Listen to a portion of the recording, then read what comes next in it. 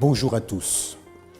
Merci d'avoir fait le choix de participer à cet échange, cette discussion autour de la Bible. Nous venons d'achever un trimestre sur un sujet très important qui portait sur l'interprétation des Saintes Écritures. Et nous croyons, à travers ces échanges, que vous avez pu appréhender l'étude de la Bible autrement. Et que votre vie avec Dieu, cet échange que vous avez avec Dieu, cette intimité avec Dieu a été intensifiée. Ce trimestre, nous allons voir un nouveau sujet. Se faire des amis pour Dieu, la joie de participer à sa mission. Avec moi ce matin, deux pasteurs. Pasteur Hilary Lucéa et pasteur Rodrigue Tribault. Bienvenue parmi nous et je vous remercie d'ores et déjà pour votre apport sur les sujets que nous allons aborder aujourd'hui. Mais avant de commencer la discussion, prions avec le pasteur Tribault. Éternel, notre Dieu, notre Père, alors que nous abordons cette leçon, nous prions que ton esprit nous soit accordé et que ton nom soit glorifié à travers cette leçon. Assiste-nous, nous t'en prions, au nom de Jésus. Amen. Avez-vous déjà été témoin d'un événement heureux? Certainement, votre cœur débordait de joie, à tel point que vous n'avez pas pu vous empêcher de communiquer cette joie aux personnes qui vous entourent. Sur le plan spirituel, nous adoptons une attitude similaire lorsque nous sommes témoins de qui Dieu est. Le plus grand désir de Dieu est que chaque homme, chaque femme, chaque enfant connaisse personnellement la joie du salut et se prépare à vivre éternellement avec lui. Son amour à notre endroit est sans limite. Sa miséricorde est insondable. Sa compassion est infinie. Son pardon inépuisable. Et son pouvoir est absolu. Cependant, ce n'est qu'en Christ que nous pouvons voir comment Dieu nous aime. Par sa vie et son ministère, Jésus a rétabli la vérité au sujet de Dieu, au point où, en rentrant en contact avec lui, nous pouvons véritablement comprendre l'étendue de l'amour de Dieu et ainsi ne pas être indifférent et ne pas être silencieux par rapport à ce don si merveilleux que Dieu fait à tout homme. À l'instar de la Samaritaine, après avoir rencontré Jésus au puits de Jacob, nous ne pouvons que témoigner pour lui. Aujourd'hui, nous répondrons à la question: quel est l'intérêt en tant que chrétien de témoigner de nos jours? Pour débuter cette discussion, je crois qu'il est nécessaire de définir un mot-clé: témoigner. Qu'est-ce que témoigner pour Dieu? En quoi cela peut nous aider à répondre à la question d'aujourd'hui? Pasteur Lucéa. Merci. Eh bien, témoigner pour Dieu, cela prend racine dans le mot grec le mot grec mathetos, et ce qui signifie un témoin, mais aussi un martyr, c'est-à-dire quelqu'un qui est prêt à vraiment aller jusqu'à la mort pour ce qu'il croit. Et donc, lorsque nous devenons témoins de Dieu, ceci signifie que nous sommes prêts à le représenter, à nous placer de son côté, à parler même en son nom, quoique cela peut nous coûter. Et donc, témoigner pour Dieu veut dire en réalité que je reconnais le sacrifice de Jésus et que j'accepte de devenir enfant de Dieu. Et puisque je deviens enfant de Dieu, je dois mourir à moi-même pour laisser le Christ grandir en moi. Et comme Jean l'avait dit, Jean-Baptiste, il faut qu'il croisse et que je diminue. Et donc, chaque disciple devient témoin. Et il faut que le Christ croisse en lui et que lui-même, que sa personne s'efface. Ce n'est pas que nous perdons notre personnalité. Parce que Dieu ne veut pas que nous perdions notre personnalité. Mais le moi qui est en nous, qui a un désir contraire au désir de Dieu, eh bien, Dieu souhaite que nous puissions soumettre ce moi à sa volonté. Et donc, ainsi, nous sommes prêts à dire la bonne nouvelle. Parce que nous ne pouvons pas vraiment être témoins si nous n'avons pas encore rencontré Jésus, si nous n'avons pas encore expérimenté qui il est, ce qu'il fait pour nous, on ne peut pas vraiment témoigner. Mais lorsque nous l'avons goûté à sa grâce, à sa bonté, à sa bienveillance, à ce moment, eh bien, on a de quoi dire. On est dans la joie, on est content d'avoir rencontré Jésus, mais aussi, on est content de partager cela avec les autres. Parce que c'est important que le disciple ne garde pas tout pour lui-même. Et un vrai disciple ne peut pas faire cela. Parce que ça déborde. Il y a une joie en nous qui déborde. Et quand on a une bonne nouvelle, les voisins sont obligés de savoir. On est obligé de le partager. Oui, ça transparaît sur notre visage, dans nos actions. Dans nos paroles. Dans nos paroles. Alors, ce que je retiens de ton propos, Hilary, c'est que lorsque témoigner pour Dieu invite, disons, c'est une invitation à faire disparaître le moi pour mettre à l'honneur Dieu. OK, mettre à l'honneur Dieu. Est-ce que vous êtes d'accord avec ça? Et est-ce que tu es d'accord avec cela, Rodrigue, sur cette approche de cette question? Je suis entièrement d'accord avec cette approche, puisque témoigner pour Dieu, en fait, c'est révéler Dieu. Révéler Dieu au monde, c'est faire connaître ce qu'il a fait pour moi. Comment il a transformé ma vie lorsque je l'ai accepté comme mon sauveur et Seigneur personnel.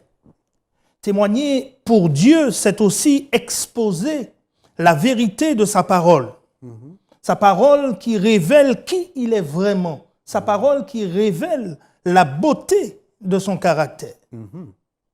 Et je dirais encore que témoigner pour Dieu, c'est vivre comme Dieu aurait vécu sur cette terre.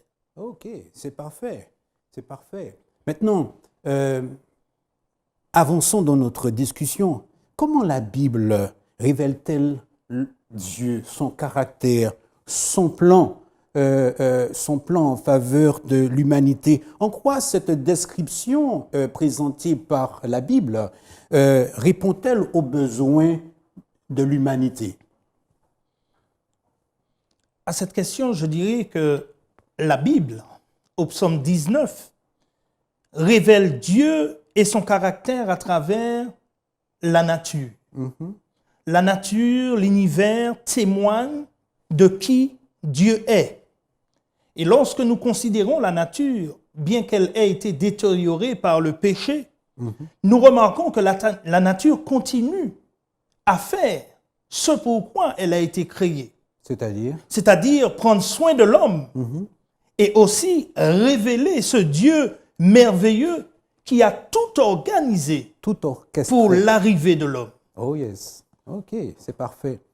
Est-ce que cette révélation à travers la nature est suffisante pour répondre aux besoins de l'humanité, aux besoins de la condition humaine? Dans la nature seulement, nous ne pouvons pas avoir tout le plan, connaître toutes les idées de Dieu et ses pensées pour l'humanité. La nature, il est vrai, nous révèle des choses extraordinaires. Oh yes. Parce que chaque bouton de fleurs qui s'ouvre et que nous voyons cette œuvre merveilleuse, eh bien, nous pousse à dire gloire à Dieu. Parce que l'homme ne fait pas ça, il ne peut pas faire ça de lui-même. Même s'il peut modifier certaines choses, mais ce n'est pas lui qui fait pousser la fleur. Tout à fait. D'accord? Et donc, on réalise qu'il y a un être supérieur. Et c'est Dieu. Donc, la nature révèle Dieu. Mais cette nature qui révèle le Créateur nous dit que quelque chose ne va pas. Parce qu'on voit tant d'injustices dans ce monde. Et nous voyons aussi, même au sein de l'humanité, la dégradation des relations humaines, etc. Le traitement que nous faisons les uns aux autres, cette injustice qui règne, eh bien, nous montre que quelque chose ne va pas bien.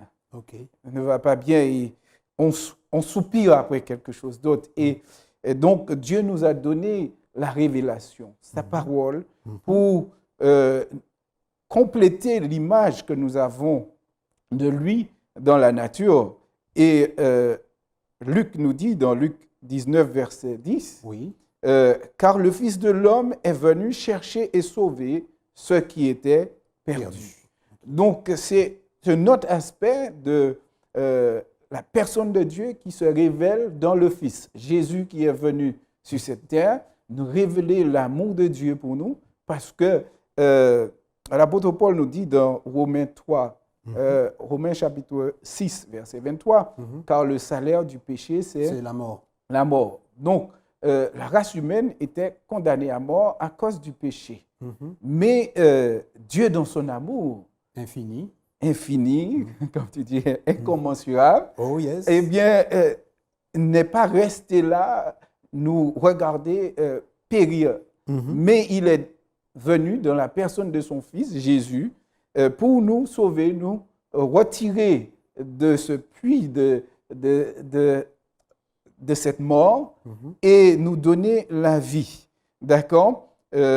Donc, c'est pourquoi l'apôtre Jacques nous dit dans Jacques chapitre 5, versets 19 et 20, les versets 19, « Mes frères, si quelqu'un parmi vous s'est égaré loin de la vérité et qu'un autre l'y ramène, qu'il sache que celui qui ramène un pécheur de la voie où il s'était égaré sauvera une âme de la mort et couvrira une multitude de péchés. » Donc, c'est une bonne nouvelle. Ce qui voudrait dire que quand moi, je bénéficie de la grâce de Dieu, je ne dois pas mépriser les autres.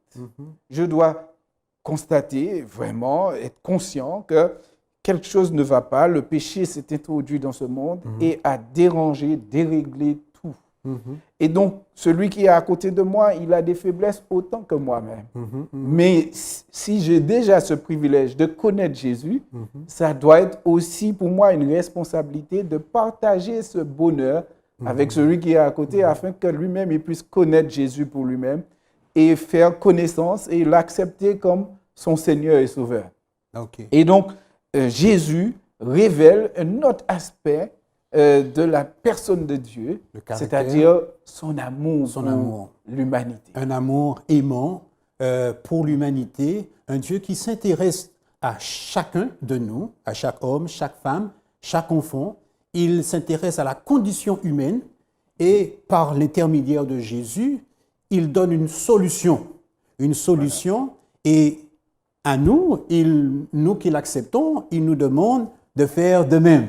Partager, témoigner de ce qu'il est afin que d'autres puissent se réjouir de la solution qu'il propose face au péché. Maintenant, il y a donc un autre texte que tu aimerais partager avec nous concernant l'amour de Dieu, l'orientation de Dieu par rapport au problème de l'humanité. Oui. Eh bien, cet autre texte se trouve dans Sophonie, chapitre 3, verset 17, qui dit « L'Éternel, ton Dieu, est au milieu de toi, comme un héros qui sauve. Il fera de toi sa plus grande joie. Il gardera le silence dans son amour. Il aura pour toi des transports d'allégresse. Mhm. Alors, quand j'ai lu cela, mon cœur était rempli de joie. Débordant de joie. Voilà. Parce que je vois un Dieu qui semble être si loin, Mhm. mais qui me parle au travers de la Bible. Et c'est pourquoi vraiment lire la Bible, c'est une question de foi.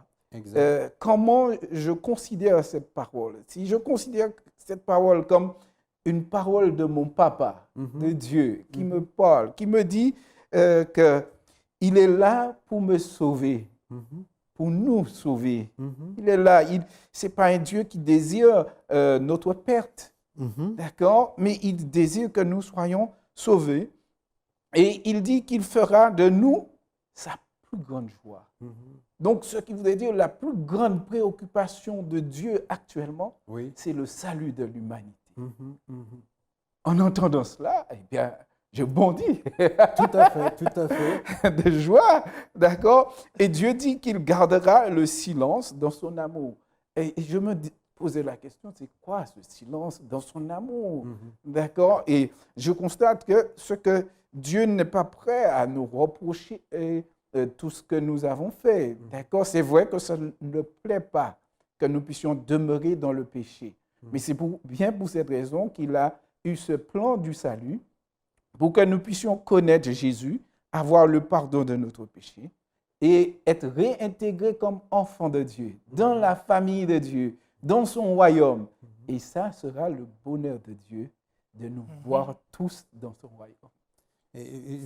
Très, très beau texte et je crois que nous avons de quoi partager cette joie Oui. parce que nous avons un Dieu qui se réjouit de voir des hommes et des femmes sauvés, qui acceptent son le sacrifice de Jésus et qui peuvent s'identifier à un Dieu qui les accueille et non un Dieu qui les rejette.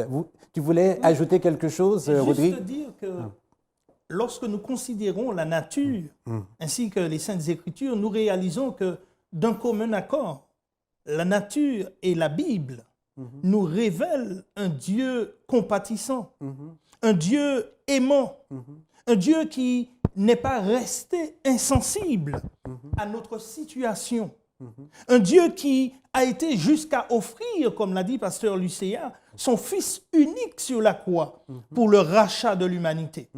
Donc nous servons un Dieu aimant, Yes. un Dieu qui nous aime plus que tout. Et nous pouvons faire confiance à ce Dieu. C'est parfait. C'est parfait. Nous pouvons lui faire confiance parce que c'est un Dieu dont la priorité est de sauver l'humanité tout entière. Maintenant, la question qui est directement en lien avec notre question principale, quel est l'intérêt pour nous de témoigner aujourd'hui? Je vous dirai tout simplement, pourquoi témoigner? En d'autres termes, pourquoi devrions-nous faire valoir, magnifier, exalter Dieu dans nos pensées, dans nos paroles, dans nos actions? Pasteur Tribault? Pour répondre à cette question, je dirais simplement, il nous faut témoigner. En tant que chrétiens, nous devons témoigner. Car lorsque nous témoignons pour Dieu, nous présentons aux hommes, aux femmes, aux jeunes, aux enfants, nous leur présentons la meilleure opportunité de connaître Dieu et d'être sauvés par sa grâce. En témoignant pour Dieu, nous partageons son amour avec autrui. Nous révélons dans nos vies et nos paroles son caractère bienveillant. Je dirais encore qu'en témoignant pour Dieu, nous expérimentons la joie qu'il expérimente de voir des gens rachetés par sa grâce et transformés par son amour. Nous sommes, lorsque nous témoignons pour Dieu, dans le plan du salut, les mains, les pieds et la bouche de Dieu pour toucher ceux qui sont perdus avec la gloire de l'Évangile. Il est important pour nous de témoigner en tant que chrétien. OK. Et qu'est-ce que tu peux ajouter, pasteur Lucia, sur cette question? Oui, je voudrais ajouter à cette question, en plus de ce que Rodrigue a dit, c'est un texte que j'ai trouvé pendant que je préparais, je réfléchissais sur cela. Et le texte qui se trouve dans Romains chapitre 10, Oui. à partir du verset 11, il est dit « Quiconque croit en lui ne sera point confus. Mhm. Et il n'y a aucune différence, en effet, entre le juif et le grec, puisqu'ils ont tous un même Seigneur qui est riche pour tous ceux qui l'invoquent. Car quiconque invoquera le nom du Seigneur sera sauvé. Comment donc invoqueront-ils celui qu'ils n'ont pas cru? Et comment croiront-ils en celui dont ils n'ont pas entendu parler? Et comment entendront-ils parler s'il n'y a personne qui prêche? OK. Et comment y aura-t-il des prédicateurs s'ils ne sont pas envoyés? Selon qu'il est écrit, qu'ils sont beaux les pieds de ceux qui annoncent la paix, de ceux qui annoncent la bonne nouvelle. Donc, nous ne pouvons pas ne pas témoigner, parce que si nous ne témoignons pas, les autres ne connaîtront pas le Christ, n'entendront pas parler de lui. Donc nous sommes des intermédiaires. Voilà. OK. Jésus a tout fait pour que l'homme soit sauvé. Son sacrifice est complet, d'accord, pour le salut. Mais maintenant, Jésus veut que nous puissions collaborer avec lui, participer à cette œuvre. Et pas seulement pour les autres, mais pour nous-mêmes. Parce que lorsque nous témoignons, nous nous enrichissons. OK. Et nous grandissons. Okay. Il y a une croissance spirituelle, personnelle, qui se met en marche en même temps. Donc ce que tu dis là, c'est que le chrétien n'est pas là pour accumuler de la connaissance, mais il est là pour partager, c'est ce que tu... Pour partager. OK. Il faut partager. Donc, c'est un bien que Dieu, c'est vraiment un grand pédagogue. Et il fait tout pour le bien de l'homme, pour le salut de l'homme. Donc, en même temps que nous partageons avec les autres, nous en bénéficions. Okay. Quelqu'un a dit que quand on partage un pain avec quelqu'un, quand on donne un pain à quelqu'un, on lui a donné un pain et on n'en a pas. Mais lorsque nous partageons une idée avec quelqu'un, nous en bénéficions.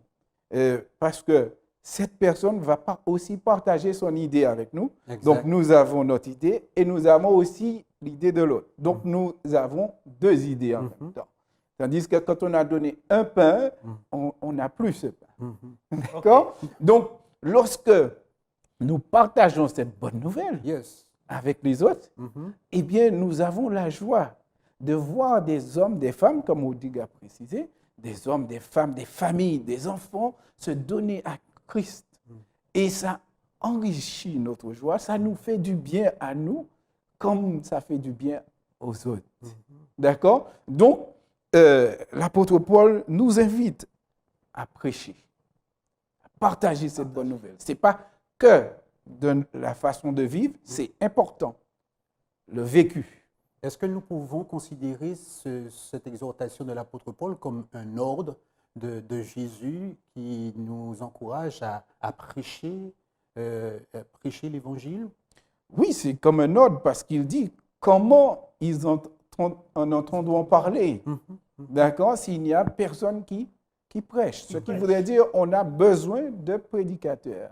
On a besoin de ceux qui témoignent et par leur vie et par la voix.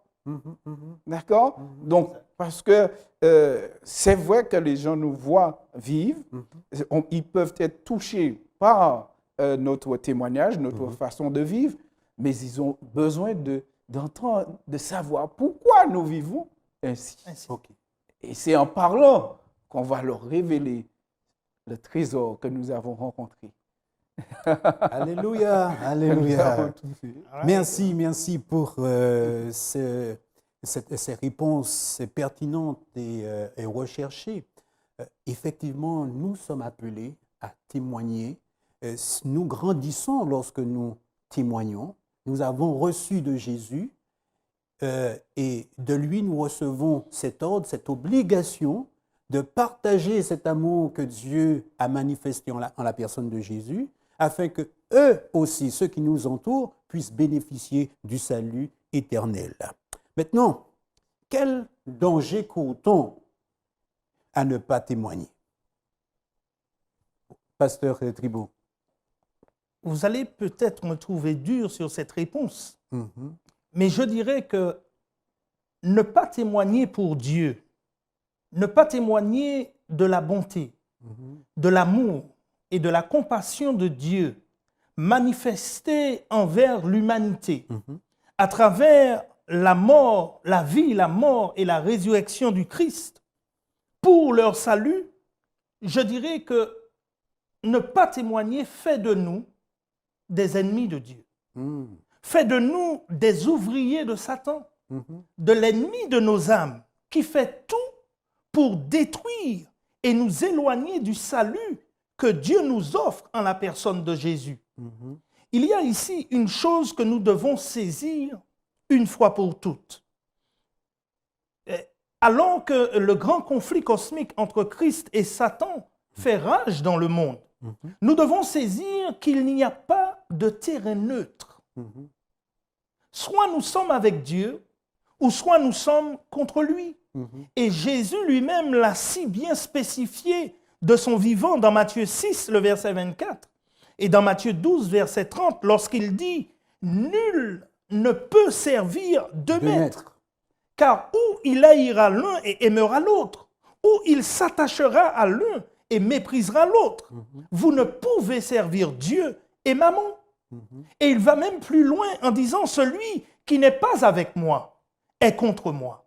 Celui qui n'assemble pas avec moi disperse. » Donc nous comprenons qu'en tant que chrétiens, réclamant le nom de Jésus, il est de notre devoir de témoigner de l'amour de Dieu aux autres. Et la servante du Seigneur, sous l'inspiration de l'Esprit de Dieu dans le livre Témoignages pour l'Église, volume 3, au chapitre 54, à la page 350 et 351, dit ce qui suit. Elle pose d'abord une question. Elle dit, ceux qui connaissent la vérité, ne prendront-ils pas conscience de leurs responsabilités? Et après avoir posé la question, elle nous interpelle et elle dit, mes frères, vous ne pouvez impunément vous laisser submerger par des entreprises terrestres, ni négliger de vous acquitter de la mission que le Seigneur vous a confiée. Dans tout l'univers, Dieu invite ceux qui connaissent le Seigneur à se consacrer sans réserve à la proclamation de la vérité telle qu'elle s'est manifestée à eux par le message du troisième âge. Et elle continue en disant, ce que nous voyons et entendons constitue un appel au devoir. L'activité des puissances sataniques oblige chaque soldat du Christ à occuper sa place sur le champ de bataille. Et elle termine en disant, dans cette œuvre, il n'y a pas de place pour les tièdes, le Christ ne saurait les employer. Il faut des hommes et des femmes dont le cœur soit sensible aux souffrances humaines et qui montrent par leur conduite qu'ils reçoivent et répandent la lumière, la vie et la grâce. Le peuple de Dieu doit ressembler au Christ en ce qui concerne le renoncement et le sacrifice, que son seul but soit de répandre dans le monde entier le message de la miséricorde divine. En tant que chrétiens, nous ne pouvons, comme disait pasteur Lucéa, garder toute cette connaissance pour nous. Nous devons le partager. Nous ne pouvons la garder pour nous. C'est comme une fièvre qui nous envahit. On ne peut pas la contenir. Et le prophète Jérémie l'exprime bien lorsqu'il dit, si je dis, je ne parlerai plus de lui. Il y a dans mes os comme un feu qui me pousse à rendre témoignage. Tout à fait, à transmettre. le Il est de message. notre devoir, en tant que chrétien, de rendre témoignage pour la gloire de Dieu. Alors, ce que je retiens, pasteur Tribault, c'est que à l'Église, il n'y a pas de place pour les indolents. Le texte le dit. C'est un danger d'être des chrétiens qui reçoivent, accueillent l'amour du Christ, le sacrifice du Christ, et ne pas être capable de le témoigner autour de l'Église et dans sa vie. Merci. Et si tu permets, Oui. le livre d'Apocalypse nous dit, puisses-tu être tiède ou Au bouillant? bouillant. Oui. Puisque tu es tiède, je te vomirai. Mhm. Et le texte que nous avons lu de l'esprit de prophétie confirme cela. Dieu ne peut pas utiliser des chrétiens qui sont tièdes, Mhm. qui ne veulent pas partager. OK. Il veut des chrétiens bouillants. Exact. OK. Eh bien, nous, avec à la suite de cet échange, je crois bien que nous aurons quelques éléments pour être des chrétiens confirmés, engagés et qui peuvent vraiment honorer Dieu par un témoignage qui révèle, qui met en lumière son amour pour l'humanité tout entière. Maintenant, selon la Bible, qu'est-ce qui devrait motiver notre témoignage? Quel est l'élément clé qui devrait motiver tout un chacun à témoigner pour Dieu? Pasteur Lucia. Il est dit dans 1 Timothée chapitre 2, Oui. versets 3 et 4, il est dit « Cela est bon et agréable devant Dieu, notre Sauveur, qui veut que tous les hommes soient sauvés et parviennent à la connaissance de la vérité. Mhm. Alors, les mots qui retiennent mon attention, c'est bon Il est bon.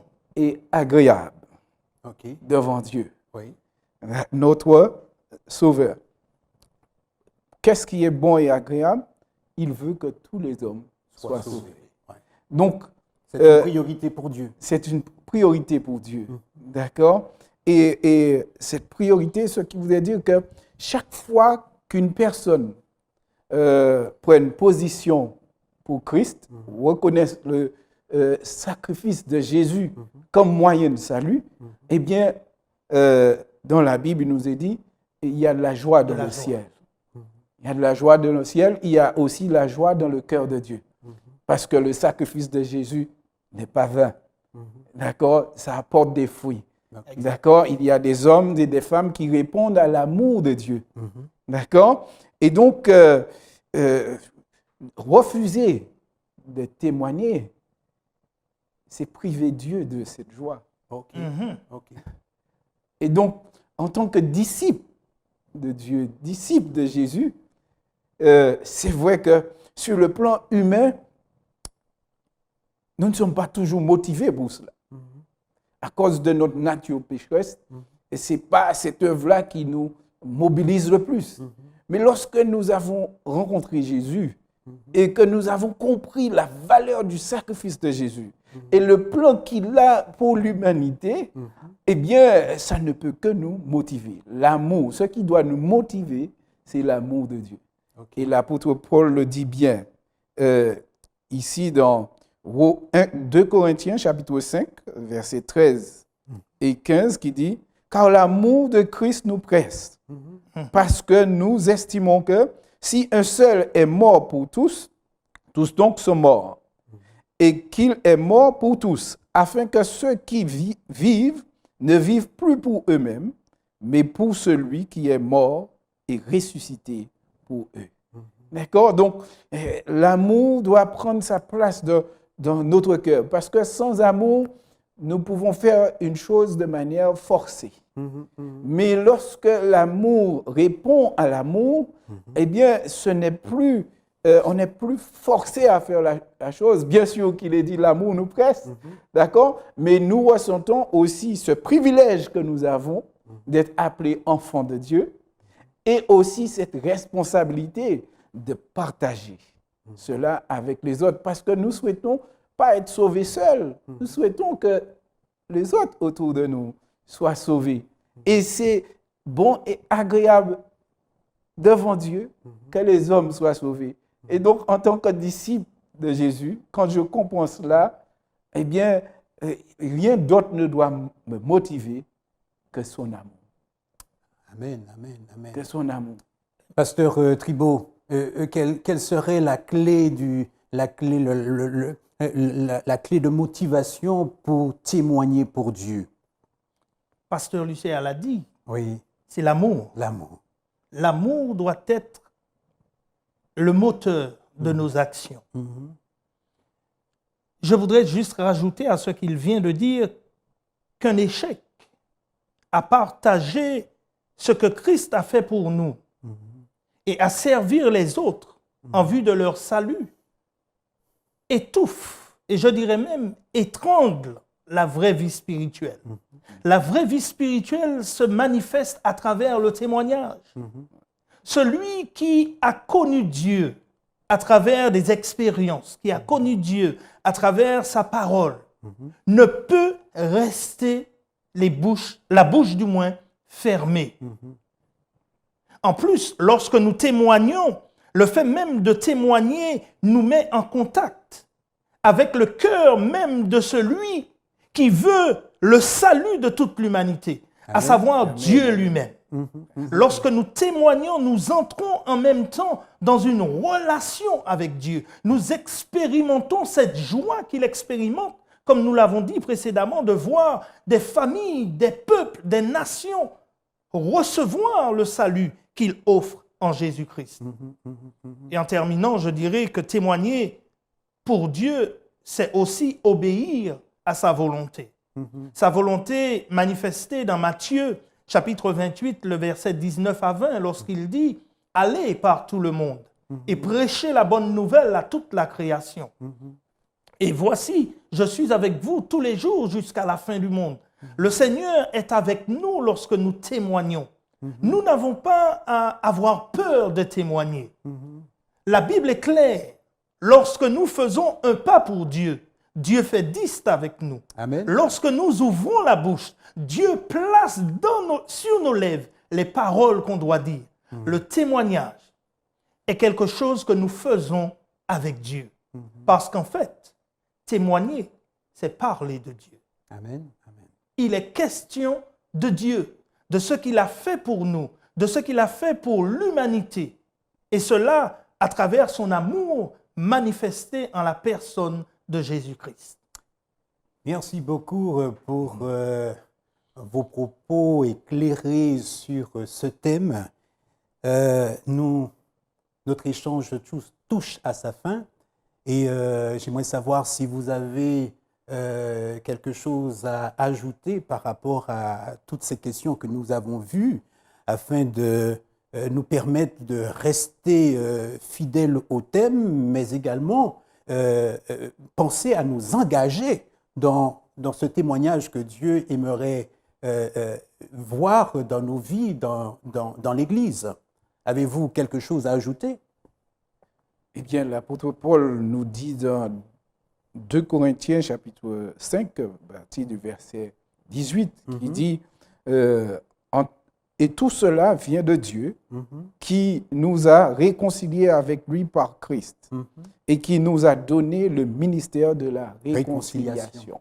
D'accord? Et non seulement il nous a donné ce ministère, il a mis en nous la parole de la réconciliation et il dit aussi nous faisons donc fonction d'ambassadeurs. Donc la réconciliation, c'est nous ramener à Dieu. Et pour que nous soyons ramenés à Dieu, il nous faut entendre la parole, la bonne nouvelle. La bonne nouvelle de Jésus, le sacrifice de Jésus. D'accord? Sa vie, sa mort, sa résurrection et son grand amour pour l'humanité. Et donc, lorsque nous entendons cela, eh bien, nous sommes réconciliés parce que nous savons que le sacrifice de Jésus, c'est pour le pardon de mes péchés. Le péché me condamne.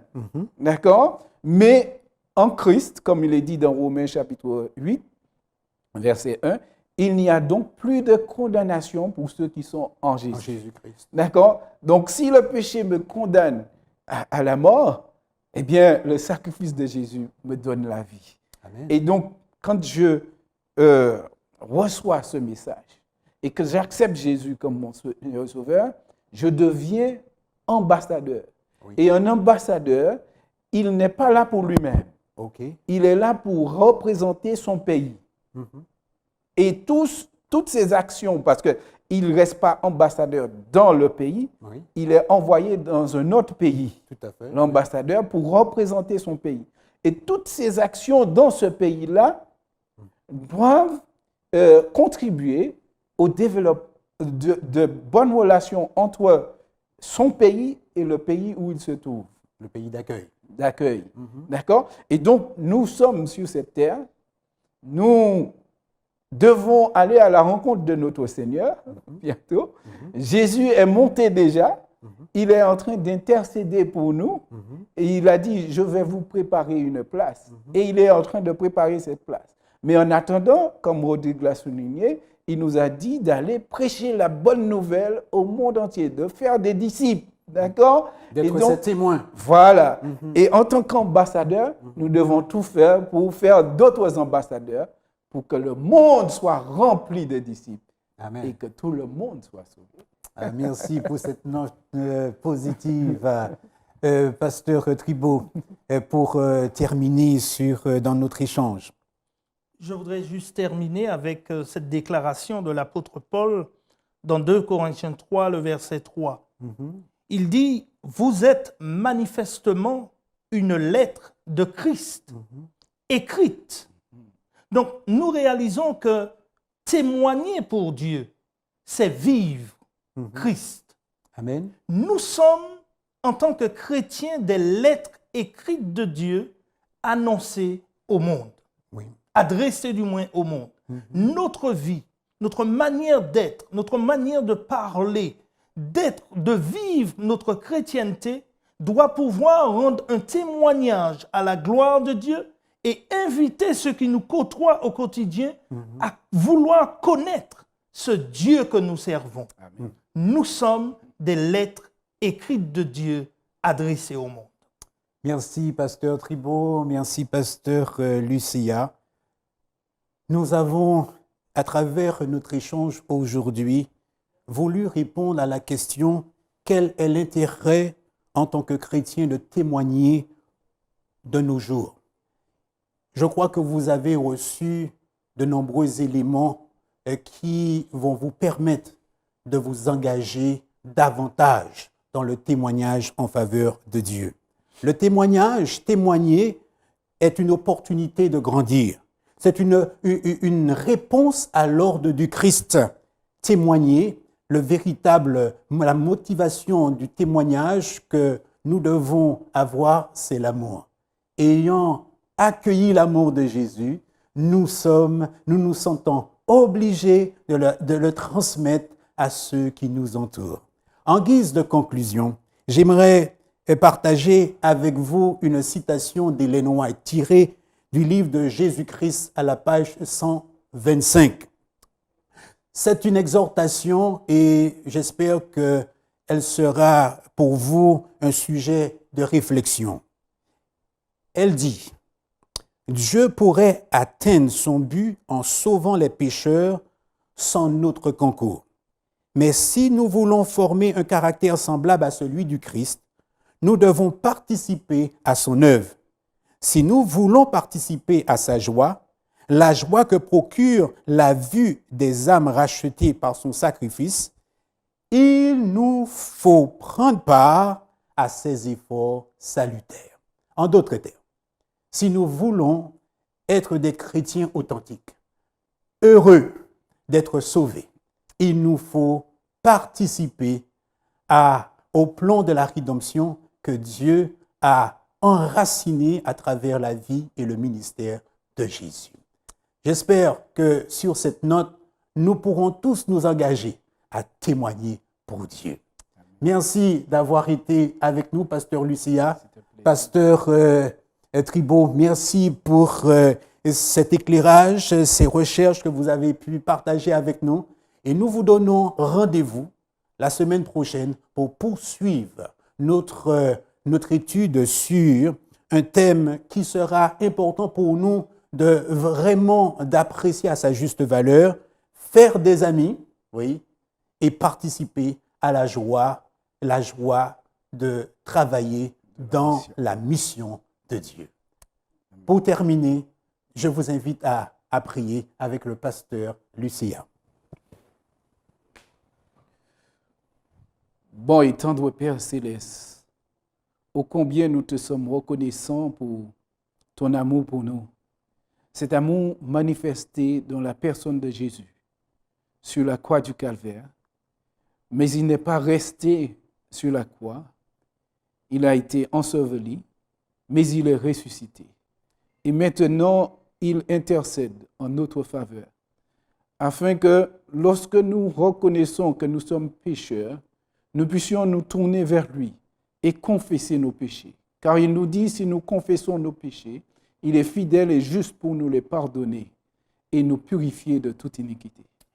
Merci Seigneur de faire de nous des disciples, ceux qui expérimentent cet amour et qui, le cœur débordant de joie, sont prêts à partager cet amour immense avec leurs semblables.